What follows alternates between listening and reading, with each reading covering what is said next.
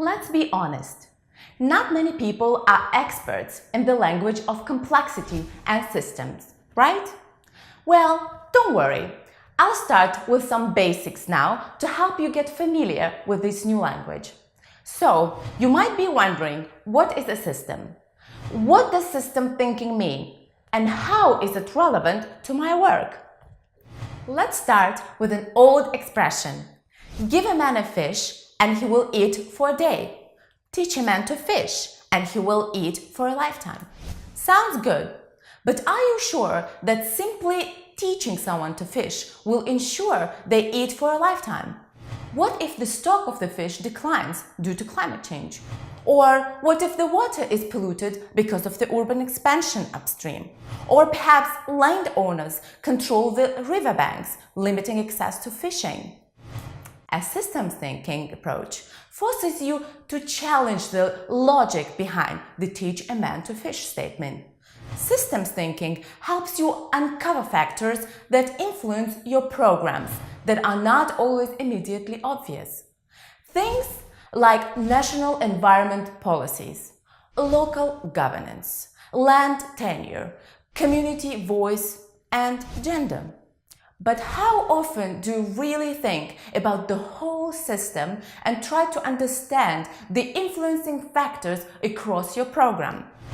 Unfortunately, too often, those of us in the development field focus on individual parts of a problem and treat each symptom individually.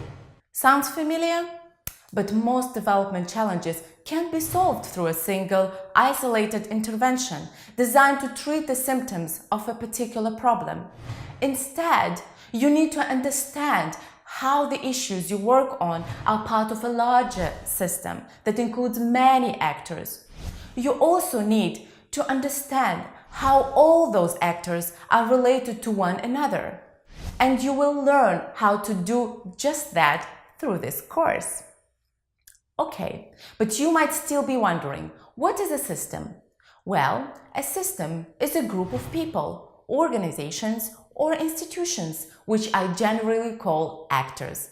These actors are connected by a web of relationships and interactions. These actors work on related issues like financial inclusion in Tajikistan, market access to farmers in Mozambique, and clean water and sanitation in Pakistan. When you think about providing access to clean water and sanitation in Pakistan, you might think it requires the input of a single actor, like maybe a community-based civil society organization that helps families save money to build latrines in their backyards.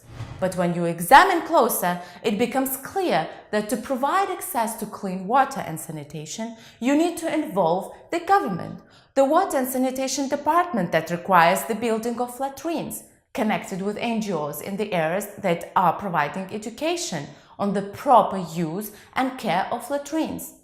I work with Community Health Committee to get buy-in and support.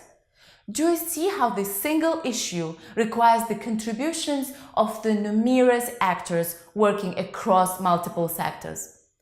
You need the help of political, social, economic, and environmental actors to achieve real, lasting change. Now that makes sense, doesn't it?